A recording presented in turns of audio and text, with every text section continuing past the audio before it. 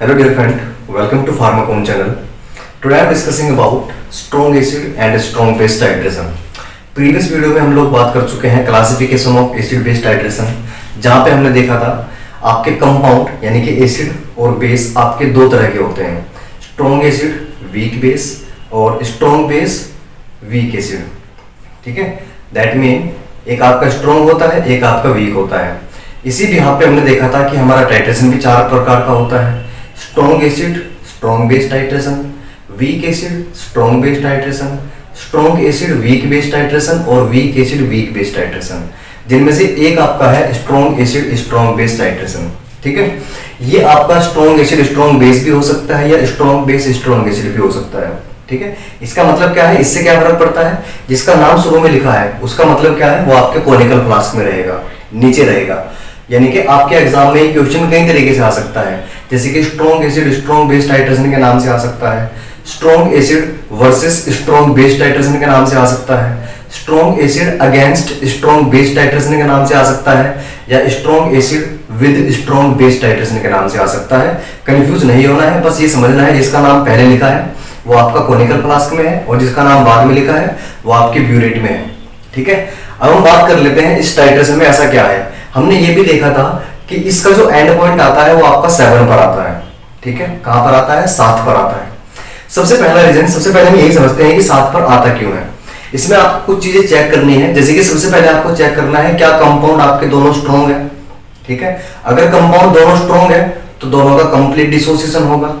ठीक है, और दोनों की पीएच भी क्या होगी, आपकी वेरी नहीं करेगी. इसका मतलब क्या है, एंड पॉइंट 7 पर आएगा ही आएगा. दूसरा बात आपको ये चेक करनी है कि इनिशियल कंडीशन में, इनिशियल कंडीशन मतलब आपके कोनिकल फ्लास्क में आपका टाइट्राइड है, उस समय उस कोनिकल फ्लास्क की पीएच कितनी है. मान लेते हैं नीचे आपका HCl है. ठीक है, हम यहाँ पर एग्जांपल ले लेते हैं, स्ट्रॉन्ग एसिड का एग्जांपल लेते हैं HCl और स्ट्रॉन्ग एसिड का एग्जांपल लेते हैं, बेस का एग्जांपल लेते हैं NaOH. जब ये दोनों रिएक्शन करते हैं तो आपका NaCl प्लस 1 ये आपकी रिएक्शन होगी. अब हम यहाँ पे अज्यूम कर लेते हैं कि यहाँ पर आपका क्या है, HCl है और ऊपर आपका क्या है, NaOH है. ठीक है, ये आपका 1 हम मान लेते हैं कि 1 नॉर्मल का है, आपका 1 नॉर्मल HCl है और 1 नॉर्मली क्या है, NaOH है. अब क्या देखना है आपको, फर्स्ट ऑफ ऑल आपको देखना है कि टाइट्रेशन शुरू करने से पहले कोनिकल फ्लास्क में जो आपका HCl है इसकी पीएच कितनी है. ठीक है, सबसे पहले हमको क्या करना पड़ेगा, H+ आयन कंसंट्रेशन निकालनी पड़ेगी. तो इसकी H+ आयन कंसंट्रेशन कितनी है, 1, because this is the 1 normal. Strong acid है तो 1 ही होगी. वीक में क्या होता है, डिसोसिएशन कंप्लीट नहीं होता, तो 1 होने के बावजूद भी कुछ कम आपकी क्या होती है, H+ आयन कंसंट्रेशन होती है. तो यहाँ पे आपकी H+ आयन कंसंट्रेशन क्या है, 1, तो इससे हम लोग pH निकाल सकते हैं. तो pH is equal to minus log H+ ion concentration minus log H+ ion concentration क्या है आपकी 1 है. माइनस सिंबल को हटाने के लिए हम लोग क्या कर सकते हैं, log 1/1, जो कि आपका फाइनली आएगा 0. यानी कि इससे हमको ये पता चला कि इनिशियल कंडीशन में जो HCl की pH है वो क्या है, आपकी 0 है. ठीक है, तो दैट मीन इस 0 का मतलब क्या है, अगर आप इसका ग्राफ बनाओगे, आप इसका न्यूट्रलाइजेशन कर्व बनाओगे तो कर्व आपका स्टार्ट कहां से होगा, 0 से होगा. ठीक है, मान लेते हैं आप लोग ऐसे कर्व बना रहे हो, यहाँ पर आपकी pH है, यहाँ पर आपकी वॉल्यूम है, तो आपका ग्राफ कहां से स्टार्ट होगा, बॉटम से 0 से स्टार्ट होगा और इस तरीके से निकल जाएगा. यानी कि नीचे से स्टार्ट हो रहा है तो लगभग 7 पर ही आपका क्या आएगा, एंड पॉइंट आएगा. ये कॉमन सेंस की बात है. ठीक है, अगर मान लेते हैं आपका ग्राफ स्टार्ट होता है 0 से ऊपर से, यानी कि मान लेते हैं 2 से स्टार्ट हो रहा है या 3 से स्टार्ट हो रहा है, तो नॉर्मल सी बात है आपका ग्राफ थोड़ा ऊपर जाएगा. ठीक है, और जो ये इन्फ्लेक्शन रेंज है आपकी, जहां पर ये ग्राफ आपका बिल्कुल सीधा दिखाई दे रहा है, इसका मिड पॉइंट ही आपका एंड पॉइंट होता है. इसका मिड पॉइंट यहाँ पर है, मान लेते हैं इसका 7 पर है. ठीक है, तो ये क्या है, आपका वीक एसिड है, यानी कि इसकी पीएच क्या होती है, ज्यादा होती है, 0 से ज्यादा होती है इनिशियल कंडीशन में. तो आपका एंड पॉइंट क्या होगा, 7 से ऊपर आएगा. ठीक है, जब आपका स्ट्रॉन्ग बेस लिया जाएगा वीक एसिड के साथ में. ठीक है, अगर आप लोग क्या करते हो, आप यहाँ पर क्या लेते हो, वीक एसिड लेते हो. ठीक है, सॉरी वीक बेस लेते हो और स्ट्रॉन्ग एसिड लेते हो, तो आपका ग्राफ क्या होगा, 7 से पहले क्या हो जाएगा, नीचे हो जाएगा. यानी कि 7 से पहले ही आपका एंड पॉइंट आ जाएगा. This is the common sense. ठीक है, ये कोई लॉजिक नहीं है, बस ये समझ के चलिए कि ग्राफ आपका 0 से स्टार्ट हो रहा है, तो मान लेते हैं इतना बड़ा ग्राफ बनेगा, यहाँ पर आपका 0 है. ठीक है, यहाँ तक आपका ग्राफ जाएगा। अब ये स्टार्ट यहाँ से हो रहा है तो ग्राफ आपका ऑटोमेटिकली ऊपर जाएगा। ठीक है, अब आपका ग्राफ नीचे से उससे और ऊपर से स्टार्ट हो रहा है, मान लेते हैं आपका नीचे बेस है, ऊपर से स्टार्ट हो रहा है। अगर 14 से स्टार्ट होगा तो ग्राफ आपका इतना हो सकता है। अगर ये मान लेते हैं 11 से स्टार्ट हो रहा है, 11 से, तो नीचे जाएगा, तो एंड पॉइंट आपका 7 से नीचे आएगा। ठीक है, तो this is the common sense. सबसे पहले आपको क्या चेक करना है कि इनिशियल कंडीशन में यहाँ की पीएच क्या है। अगर पीएच आपकी 0 है, ठीक है, पीएच क्या है आपकी 0 है, तो इसका मतलब क्या है, एंड पॉइंट आपका 7 पर आएगा। दूसरी चीज हमको क्या चेक करनी है, दूसरी चीज हमको चेक करनी है कॉमन आयन इफेक्ट, कि क्या यहां पर कोई कॉमन आयन इफेक्ट है। ठीक है, तो हम क्या करते हैं, आपका जो HCl है स्ट्रॉन्ग है तो H प्लस Cl माइनस में टूटेगा, और जो आपका NaOH है ये आपका Na प्लस और OH माइनस में टूटेगा। तो दैट मीन आपके चारों के चारों आयन क्या है, डिफरेंट है। यहाँ पे कोई भी आयन आपका कॉमन नहीं है, तो यहाँ पर कॉमन आयन इफेक्ट नहीं होगा। अगर कॉमन आयन इफेक्ट होता तो क्या होता, आपका या तो H प्लस रिवर्स हो जाता या आपका OH माइनस रिवर्स हो जाता। ठीक है, जो भी रिवर्स होता उसके अलावा जो बचता, मान लेते हैं आपका H प्लस रिवर्स हो गया है तो OH माइनस ज्यादा हो जाएंगे आपके, इसके अंदर OH माइनस ज्यादा हो जाएंगे। जैसे कि फॉर एग्जांपल हम यहाँ पे एग्जांपल ले लेते हैं CH3COOH। ठीक है, इससे पहले आप लोग ये बात समझिए कि जो इसका साल्ट बनता है, ठीक है, अगर साल्ट आपका स्ट्रॉन्ग एसिड या स्ट्रॉन्ग बेस से मिलकर बना है, जैसे कि यहाँ पे आपका साल्ट क्या बन रहा है, NaCl, तो इसका Na स्ट्रॉन्ग बेस से आया है और इसका Cl स्ट्रॉन्ग एसिड से आया है, तो ऐसे साल्ट आपके हाइड्रोलाइज नहीं होते, मतलब कि वो वाटर के साथ में रिएक्शन नहीं करते। लेकिन अगर आपके साल्ट का एनायन या कैटायन, पॉजिटिव आयन या नेगेटिव आयन, कोई भी अगर आपका वीक एसिड या वीक बेस से आया है, तो वो साल्ट आगे चले के क्या होगा, आपका हाइड्रोलाइज होगा, वाटर के साथ में रिएक्शन करेगा, वो टूट जाएगा। ठीक है, अगर आपका साल्ट नहीं टूट रहा है, जैसे कि फॉर एग्जांपल यहाँ पे NaCl है, ये आपका हाइड्रोलाइज नहीं होगा। अगर ये हाइड्रोलाइज हो जाता तो Na प्लस और Cl माइनस बनता, तो यहाँ पे क्या आ जाता, आपका कॉमन आयन इफेक्ट आ जाता, जिसकी वजह से आपकी रिएक्शन रिवर्स हो जाती, NaOH आपका दोबारा बन जाता, तो OH माइनस आपके क्या हो जाते, कम हो जाते, और H प्लस बढ़ जाते। H प्लस के बढ़ने से क्या होता, एंड पॉइंट आपका 7 से नीचे आता, यानी कि H प्लस बढ़ गई है तो एसिडिक पीएच हो गई है, तो 7 से नीचे क्या आता, आपका एंड पॉइंट आता। लेकिन यहाँ पर आपका साल्ट क्या है, हाइड्रोलाइज नहीं हो रहा है, तो आपका कॉमन आयन इफेक्ट भी क्या होगा, नहीं होगा। लेकिन फॉर एग्जांपल अगर हमने वीक एसिड लिया है, ये आपका टूटेगा किसमें, CH3COO माइनस में और H प्लस में, और इसका साल्ट बनेगा आपका CH3COONA। ठीक है, मान लेते हैं आपने NaOH लिया है, तो आपका क्या करेगा, CH3COO minus plus Na plus में टूटेगा, और ये आपका हाइड्रोलाइज क्यों हो गया है, टूट क्यों गया है, क्योंकि इसका जो एनायन है, ये वाला जो एनायन है इसका, ये कहां से आया है, वीक एसिड से आया है, तो इसकी वजह से क्या हो रहा है, ये हाइड्रोलाइज हो रहा है, और इसी की वजह से यहाँ पे क्या होता है, आपका कॉमन आयन इफेक्ट आ जाता है।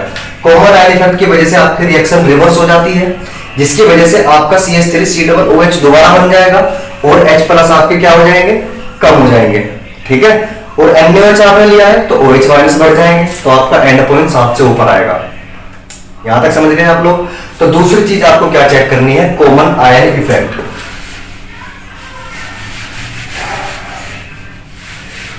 इसके बाद आपको देखना है कि क्या आपका साल्ट हाइड्रोलाइज हो रहा है। वैसे तो आपको कॉमन आयन इफेक्ट में ही पता लग जाएगा, जैसे कि आपका NaCl है, ये आपका हाइड्रोलाइज नहीं होगा, वाटर के साथ में नहीं टूटेगा।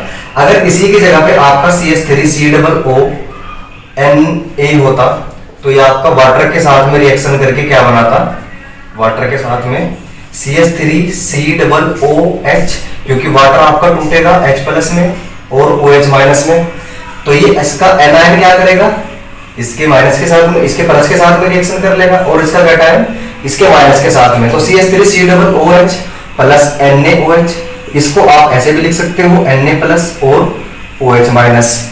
तो यहाँ पे क्या है, OH माइनस आपके एक्स्ट्रा बन रहे हैं इस केस में, जब आपने स्ट्रॉन्ग बेस लिया है और वीक एसिड लिया है, OH माइनस आपके एक्स्ट्रा बन रहे हैं, तो ये भी क्या करेगा, आपके एंड पॉइंट को 7 से ऊपर लेके जाएगा। ठीक है, तो आपका हाइड्रोलाइज नहीं होना चाहिए। तो यहां पर हमने 3 चीजें सीखी, मैं एक बार समरी लिख देता हूं। सबसे पहला आपने सीखा, पहला point, pH at initial stage, pH at initial stage. ठीक है, जो कि आपकी है 0। ठीक है, दूसरे पॉइंट आपने सीखा no common ion effect, no common ion effect. और तीसरा आपने सीखा no hydrolysis of salt, no hydrolysis of salt. अब ये तीनों चीजें एक ही कंडीशन की फेवर में है, और वो कंडीशन आपकी क्या है कि एंड पॉइंट आपका 7 पर आएगा। ठीक है, वैसे तो अगर हम लोग यहाँ पे एग्जांपल लेते वीक एसिड वीक बेस का, तो वहां पे हमारे सामने एक हथियार था, एक हमारे पास में क्या था, वेपन था। वो वेपन क्या है आपका Ka और Kb, dissociation constant of A and dissociation constant of B। ठीक है, बेस और एसिड Ka और Kb अगर ये आपके बराबर होते हैं तो आपका एंड पॉइंट वहां पर 7 आता है। अगर आपका Ka ज्यादा है Kb कम है तो आपका एंड पॉइंट 7 से नीचे आएगा। अगर आपका Ka कम है और Kb ज्यादा है तो एंड पॉइंट आपका 7 से ऊपर आएगा। लेकिन ये हमारे क्या है, दोनों के दोनों स्ट्रॉन्ग है। और मैंने आपको कल भी बताया था, यानी कि पिछली वीडियो में बताया था कि स्ट्रॉन्ग एसिड और स्ट्रॉन्ग बेस के केस में क्या होता है, आपका कंप्लीट डिसोसिएशन होता है और वहां पर इक्विलिब्रियम मेंटेन नहीं होता, तो वहां पर हम Ka और Kb नहीं निकाल सकते, इसको निकालना डिफिकल्ट होता है। तो ये वेपन हमारे सामने इस कंडीशन में नहीं रहता। अगर रहता तो हम सिमिलर बता देते, देख के बता देते कि कहां 7 पे आएगा, 7 से कम आएगा, 7 से ज्यादा आएगा आपका एंड पॉइंट। ठीक है, तो ये तीनों कंडीशन किसके फेवर में है कि आपका एंड पॉइंट 7 पर आएगा। यहां तक आप लोग समझ गए। इसके बाद हम बात कर लेते हैं, सबसे इंपॉर्टेंट पॉइंट होती है बेसिकली हम ये जो क्लासिफिकेशन कर रहे हैं, ये क्लासिफिकेशन कर रहे हैं ऑन द बिहाफ ऑफ या on the basis of neutralization curve. ठीक है, आपका एक कर्व बनता है, मैं आपको समझा देता हूं। न्यूट्रलाइजेशन कर्व बेसिकली प्लॉट किया जाता है, आपका बनाया जाता है पीएच के बीच में और वॉल्यूम के बीच में। ठीक है, ये पीएच किसकी है, ये पीएच आपकी है जो कोनिकल फ्लास्क में है, यानी कि टाइट ट्रेंड की है। ठीक है, ये पीएच किसकी है, टाइट ट्रेंड की। और ये वॉल्यूम किसकी है, टाइट ट्रेंड की, जो आपका ब्यूरेट में है। समझ रहे हो, पीएच और वॉल्यूम के बीच में आपका ग्राफ बनता है। आप एज्यूम करके चलिए, अभी यहाँ पर NaOH है, नीचे आपका HCl है।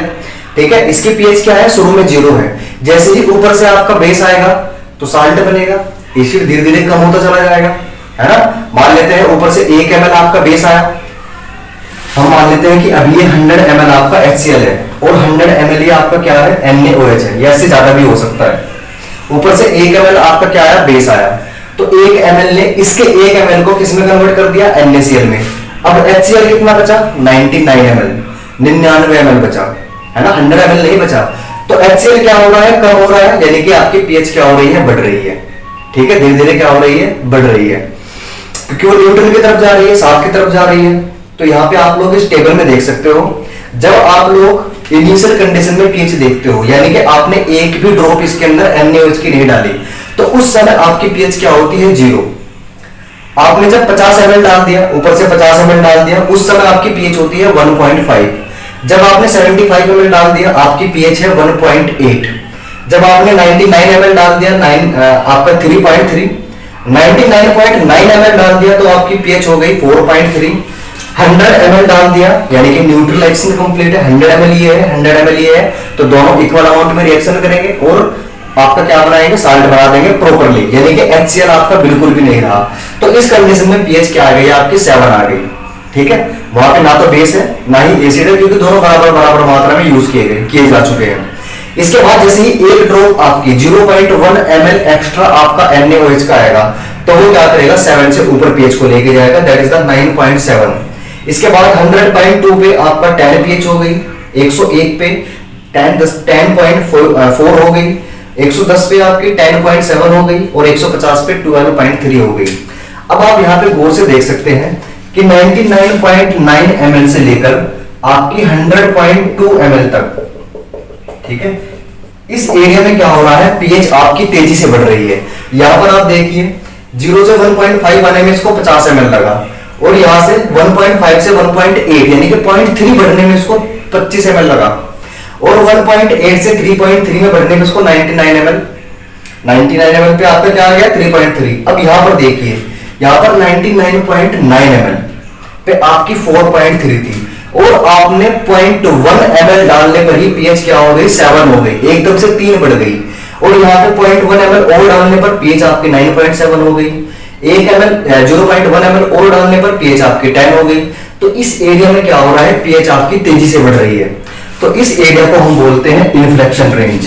क्या बोलते हैं इसको, इन्फ्लेक्शन रेंज। समझ रहे हो बात को, इसको क्या बोलते हैं, इन्फ्लेक्शन रेंज। अब इस इन्फ्लेक्शन रेंज का जो मिड पॉइंट होता है, जो बीच का पॉइंट होता है, वही क्या होता है आपका इक्विवेलेंस पॉइंट होता है। ठीक है, और यही आपको पता करना है, इक्विवेलेंस पॉइंट होता है। क्योंकि इस ग्राफ को बनाने के लिए आपको 3-4 चीजों की आवश्यकता है। सबसे पहले आपको आवश्यकता है कि ग्राफ आपका शुरू कहां से होगा, यानी कि इनिशियल कंडीशन में पीएच क्या है। दूसरी आपको आवश्यकता है कि इन्फ्लेक्शन जो रेंज है वो शुरू कहां से हो रही है और खत्म कहां पर हो रही है। और क्या आवश्यकता है आपको, एंड पॉइंट कहां पर आ रहा है। एंड पॉइंट आपका हमेशा 100 ml पर आ जाता है।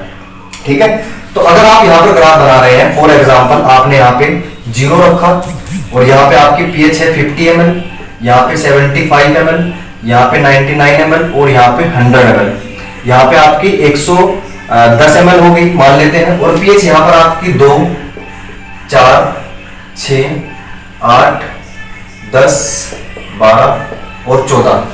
तो आपको ये टेबल क्या समझा रही है कि जब आपका ये टाइट्रेशन शुरू नहीं हुआ तब आपकी पीएच क्या है, 0 है। जैसे जैसे आप पीएच डालते जाओगे, जैसे कि 50 ml पर आपकी पीएच क्या हो गई, 1.5 हो गई, ये आपको बता रहा है। तो कहां तक आपको ग्राफ गया, 1.5 पर। आपने 75 ml डाला तो 75 ml पर आपकी पीएच हो गई 1.8 मान लेते हैं। इस तरीके से आपका ये चल रहा है। और 99 ml पर, यानी कि यहां पर आपकी पीएच हो गई 3.3। ठीक है, यहां पर आपकी पीएच आ गई है।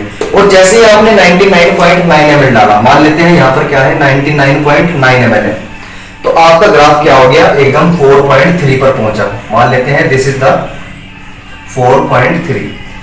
ठीक है, ये यहां पर। अब यहां पर क्या हो रहा है, आपकी इन्फ्लेक्शन रेंज शुरू हो रही है, यानी कि यहीं पर इसी बीच में आपके 99 और 100 के बीच में क्या हो रहा है, ग्राफ आपका तेजी से बढ़ रहा है। तो ये आपका ग्राफ कहां तक जाता है, 10 तक। एकदम से आपका ग्राफ कहां तक गया है, 10 तक गया। तो ये क्या है आपकी, यहां से यहां तक क्या है आपकी इन्फ्लेक्शन रेंज है। ठीक है, और इसका जो मिड पॉइंट है, मान लेते हैं ये आपका मिड पॉइंट है, यही क्या है आपका इक्विवेलेंस पॉइंट है, जो कि आपका कहां पर आ रहा है, 7 पर आ रहा है। इसके बाद आपकी ये नॉर्मली क्या होगी, बेस की तरफ बढ़ती चली जाएगी। तो इस तरीके से आप लोग ग्राफ बनाएंगे। यहां पर आपको 4 चीजों की आवश्यकता है। सबसे पहले कि आपका ग्राफ स्टार्ट कहां से हुआ, दूसरा आपकी इन्फ्लेक्शन रेंज कहां पे शुरू हुई, इन्फ्लेक्शन रेंज खत्म कहां पर हुई, और इसका मिड पॉइंट क्या है, जो कि आपका क्या है 7। ठीक है, तो इस तरीके से आप ग्राफ बना सकते हो। यही आपका टारगेट है कि strong acid strong base titration क्या है, इसका ग्राफ कैसा बनेगा। ठीक है, अब हम बात कर लेते हैं इस न्यूट्रलाइजेशन कर्व की। ये न्यूट्रलाइजेशन कर्व आपको पता है पीएच और वॉल्यूम के बीच में बन रहा है। ठीक है, जिसमें आपका इन्फ्लेक्शन रेंज, एंड पॉइंट और आपका स्टार्ट पॉइंट, ये चारों चीजें इंपोर्टेंट है। और ये इन्फ्लेक्शन रेंज आपकी इंपोर्टेंट होती है। अगर मैं इसके यूज की बात करता हूं, ये आपका न्यूट्रलाइजेशन कर्व आपका इंपोर्टेंट होता है सिलेक्शन ऑफ इंडिकेटर में। ठीक है, सिलेक्शन ऑफ इंडिकेटर में। ठीक है, मान लेते हैं आपका एंड पॉइंट आ रहा है 7 पर और आपने ऐसा इंडिकेटर यूज कर लिया जिसकी पीएच रेंज क्या है, मान लेते हैं 3 to 5। ठीक है, तो एंड पॉइंट 7 पर आना चाहिए, तो उससे पहले कलर चेंज कर देगा या नहीं भी करेगा। 7 पर तो कलर चेंज नहीं करेगा क्योंकि उसकी रेंज नहीं है वहां तक। तो आप क्या करोगे, इस इन्फ्लेक्शन रेंज के बीच में ही क्या करोगे, ऐसा इंडिकेटर यूज करोगे जिसकी पीएच रेंज इस इन्फ्लेक्शन रेंज के बीच में आए। ठीक है, जैसे कि फॉर एग्जांपल आपका फिनोप्थलीन है। ठीक है, आपका मिथाइल ऑरेंज है। मिथाइल ऑरेंज की पीएच रेंज आपकी अप्रोक्सीमेटली 3 to 5 होती है, मान लेते हैं 3 to 5 या 3 to 6 होती है। और फिनोप्थलीन की आपकी मान लेते हैं 8 से लेकर 10 तक होती है या समथिंग 12 तक होती है। तो 3 से 6 तक है आपका इन्फ्लेक्शन रेंज। कहां पर शुरू हो रहा है, 4.3 से लेकर 10 तक जा रहा है, यानी कि 4.3 आपका इसके बीच में आ गया। तो मिथाइल ऑरेंज आपका काम करेगा, लेकिन मिथाइल ऑरेंज तब काम करेगा जब आपका बेस नीचे होगा। ठीक है, अगर यही ग्राफ में आपका उल्टा कर दूं, ठीक है, डिफरेंस क्या आएगा ग्राफ में। अभी आपका ग्राफ क्या है, बना के दिखा देते हैं। ये आपका ग्राफ बन रहा है बेस के लिए पीएच और वॉल्यूम। ठीक है, तो आपका 14 से स्टार्ट होगा, वहां पे 0 है, वहां पे 14 है। क्योंकि पीएच हम लोग कैसे निकाल सकते हैं, अगर मैं पीएच का फॉर्मूला बताऊं, pH is equal to 14 pH is equal to pKw minus POH। NaOH का pOH क्या है? 14 है। ठीक है, कितना है? 14 है। या मान लेते हैं NaOH भी आपका यहाँ पे क्या है? 0 है। अगर आप उस फॉर्मूला से निकालते हो POH इज इक्वल टू, मैं इसको थोड़ा सा रफ कर देता हूं ताकि आप लोग देख पाए, यहाँ पर इसके बारे में बाद में बात करेंगे। ठीक है, तो POH कैसे निकालोगे? POH is equal to minus log OH minus concentration, और स्ट्रॉन्ग साल्ट है तो ये आपकी कितनी है? 1 के बराबर है, तो ये कितनी आ जाएगी? 0 आ जाएगी। अब मेरे को उससे pH निकालनी है क्योंकि ग्राफ तो आपका pH के बीच में बनता है, pOH की वहां पे जरूरत नहीं है। तो pH is equal to pKw minus POH, ये भी आपको पता है। pKw आपका हमेशा छोटा होता है, 14 होता है, माइनस POH जो कि आपकी कितनी है? 0, तो आपका ये क्या आएगा? 14 है ना। अगर आपका नीचे बेस होता तो बेस में क्या होता? ग्राफ आपका 14 से स्टार्ट होता। अगर मैं इसको रफ कर देता हूं इस तरीके से, दूसरा आपका ग्राफ बना के देखते हैं, तो pH आपका 14 से स्टार्ट होता और इस तरीके से आपका गिरता जाता और यहाँ पे चला जाता। एंड पॉइंट आपका 7 पर ही आता। नीचे बेस हो या एसिड हो कोई फर्क नहीं पड़ता, एंड पॉइंट आपका 7 पर ही आएगा क्योंकि दोनों स्ट्रॉन्ग है। ठीक है, तो यहाँ पर आपका क्या है? यहाँ पर आपका मिथाइल ऑरेंज काम कर जाएगा, मिथाइल ऑरेंज, क्योंकि यहाँ पर हमको and point sorry equivalence point करना है और इक्विवेलेंस के बाद क्या आता है? एंड पॉइंट आता है। तो यहाँ पर आपका मिथाइल ऑरेंज कलर चेंज कर सकता है। अगर आपका एसिड वाला ग्राफ होता जो कि हमने अभी देखा था, तो यहाँ पे हमको कलर चेंज करना है, एंड पॉइंट के बाद करना है, तो यहाँ पे आपका फिनोप्थिलीन काम कर जाएगा क्योंकि उसकी पीएच रेंज क्या होती है? 8 से 12 होती है या 8 से 10 होती है अप्रोक्सीमेटली। तो यहाँ पे आपका फिनोप्थिलीन काम कर जाएगा। तो इसका यूज क्या क्या है आपके? ठीक है, इसके सबसे पहला यूज होता है selection of indicator, selection of indicator. तो इंडिकेटर का सिलेक्शन हम लोग किस बिहाफ पे कर सकते हैं? On the behalf of neutralization curve. ठीक है, इसके बाद और क्या यूज हो सकता है? इन्फ्लेक्शन रेंज पता करना। इन्फ्लेक्शन रेंज पता लग जाएगी तो हमको इक्विवेलेंस पॉइंट पता लग जाएगा, तो इक्विवेलेंस को फाइंड आउट करने में किसका यूज होता है? इसके अलावा आपको कितने एसिड को, मान लेते हैं 50 ml एसिड को आपको न्यूट्रलाइज करना है तो कितना बेस चाहिए होगा, तो आपको अमाउंट ऑफ टाइट्रेंट पता लग सकता है। अमाउंट ऑफ टाइट्रेंट आप इससे पता कर सकते हो। ठीक है, जैसे कि यहाँ पे स्ट्रॉन्ग है तो 100 ml के लिए 100 ml लगा, तो दैट मीन आप लोग अमाउंट ऑफ टाइट्रेंट यूज कर सकते हो। तो this is about the neutralization curve. हमारा इसका पढ़ने का ये टारगेट है कि स्ट्रॉन्ग एसिड स्ट्रॉन्ग बेस के टाइट्रेशन में होता क्या है, ग्राफ कैसे बनता है। सबसे पहले हमने क्या देखा? रिएक्शन देखी कि ये स्ट्रॉन्ग एसिड है, ये स्ट्रॉन्ग बेस है। हमको ये पहले से पता है कि इसका एंड पॉइंट 7 पर आता है क्योंकि हमने पिछली वीडियो में देखा है। अब एंड पॉइंट 7 पर क्यों आता है? बहुत सारे रीजंस हैं। एक तो उसकी शुरू में पीएच 0 होती है तो आपका एंड पॉइंट 7 पर आएगा, और दोनों के दोनों स्ट्रॉन्ग है आपके तो तब भी आपका आएगा। ठीक है, बराबर स्ट्रॉन्ग है आपके। दूसरा, यहाँ पर कोई कॉमन आयन इफेक्ट नहीं है। ठीक है, तीसरा, आपका जो साल्ट बन रहा है वो आगे चल के हाइड्रोलाइज नहीं हो रहा। तो इन तीनों कंडीशन की वजह से एंड पॉइंट आपका 7 पर आता है, प्रूव हो गया। इसके बाद हमने ये रिएक्शन देखी, हमने ऊपर बेस लिया, नीचे हमने HCl लिया, रिएक्शन स्टार्ट की, तो इस तरीके से जितनी जितनी वॉल्यूम आपकी डलती चली गई इतना आपकी पीएच पर चेंज होता चला गया। ठीक है, पीएच आपकी चेंज होती गई। हमने ग्राफ बना लिया, ग्राफ हमारा बनता है, न्यूट्रलाइजेशन कर्व हमारा बनता है पीएच और वॉल्यूम के बीच में। जैसे जैसे आपकी वॉल्यूम बढ़ रही है वैसे वैसे आपकी पीएच बढ़ रही है, तो ग्राफ भी आपका क्या होगा? ऊपर की तरफ उठेगा। ठीक है, एक टाइम ऐसा आएगा कि आपकी पीएच तेजी से चेंज होगी, शार्पली चेंज होगी, तो इस रेंज को हम बोलते हैं इन्फ्लेक्शन रेंज। वहां पर आपका ग्राफ बिल्कुल एक सीधी रेखा की तरह आएगा। ठीक है, खड़ी रेखा की तरह आएगा, तो उसको बोलते हैं इन्फ्लेक्शन रेंज। और इन्फ्लेक्शन रेंज का मिड पॉइंट ही क्या होता है? आपका एंड पॉइंट होता है। ठीक है, इसके बाद हमने देखा ये ग्राफ हम लोग बनाना सीख गए। ठीक है, अगर आपका एसिड नीचे है तो ग्राफ आपका ऊपर जाएगा, बेस आपका नीचे है तो ग्राफ आपका ऊपर से नीचे आएगा, क्योंकि सिंपल सी बात है, अगर यहाँ पे आपका HCl होता तो पीएच क्या होती है? आपकी घटती जाती, 14 से नीचे आती जाती। ठीक है, ठीक है, और 100 ml पर क्या होता? आपका 7 एंड पॉइंट आता। Got it? एंड पॉइंट आपका सेम ही रहता, बस क्या होता? आपके ग्राफ की पोजीशन चेंज हो जाती, शेप एंड साइज चेंज हो जाती, क्योंकि ये डिपेंड करता है concentration and strength of titrant पर। ठीक है, concentration and strength of titrant and titrant, इस पर कौन डिपेंड होता है? आपका न्यूट्रलाइजेशन कर्व, क्योंकि इसकी जो शेप एंड साइज है वो डिपेंड करती है उसके ऊपर। अगर स्ट्रॉन्ग है तो 7 पर आ रहा है, आपका ऐसे बन रहा है, यहां से शुरू हो रहा है 0 से। अगर आपका वीक होता तो ऊपर से शुरू होता, वीक एसिड होता, वीक बेस होता तो यहां से नीचे से शुरू होता, तो ये किस पर डिपेंड कर रहा है, strength and concentration of weak acid and base पर। ठीक है, तो गाइस इसके बारे में इतना ही है। ठीक है, बाकी आप लोग टाइट्रेशन करना जानते ही हो कैसे करते हैं, मैंने पिछली वीडियो में बताया है। कोनिकल फ्लास्क में आप लोग टाइट्रेंट रखते हो, ब्यूरेट में आप लोग टाइट्रेंट रखते हो। जैसे जैसे ऊपर से आता जाएगा आपकी रिएक्शन होती जाएगी। एक समय ऐसा आएगा कि जब आपका HCl पूरा कन्वर्ट हो जाएगा NaCl में, तो वहां पर सिर्फ क्या बचेगा, आपका इंडिकेटर। ठीक है, मान लेते हैं आपने फिनोक्सिलीन यूज किया है, तो ये फिनोक्सिलीन फिर सोडियम हाइड्रोक्साइड के साथ में रिएक्शन करेगा और आपका NaPH बनाएगा, और यही क्या करता है, कलर चेंज कर देता है। तो जहां पर ये रिएक्शन कंप्लीट हुई वो आपका इक्विवेलेंस पॉइंट है, और जहां पर कलर चेंज हुआ वो आपका एंड पॉइंट है। तो इनके बीच में डिफरेंस आपको समझना चाहिए। ठीक है, बाकी आप लोग ये कैलकुलेट भी कर सकते हो कि ये कैसे कैलकुलेट, 50 पे 1.5 ही क्यों आ रही है, 7.5 75 पे 1.8 ही क्यों आ रही है, ये सब चेंजेस क्यों हो रहे हैं। लेकिन इसके कैलकुलेशन मैं आपको समझा सकता हूं, लेकिन मुझे लगता है आपके लिए ज्यादा डिफिकल्ट हो जाएगी, आप फर्स्ट ईयर के स्टूडेंट हो। सो इतना इनफ है। इतना अगर आप लोग समझ जाते हैं, इसके हैंड रिटन नोट्स आपको टेलीग्राम चैनल में मिल जाएंगे। ठीक है, if you feel any problem in this topic, इसके बाद हम लोग और भी बहुत सारी बातें करेंगे, तो थोड़ा इसका वहां पर भी बात करेंगे। लेकिन फिर भी अगर आपको यहाँ पर कोई दिक्कत लगती है, so please mention in the comment box, I will try to solve it, and thank you so much.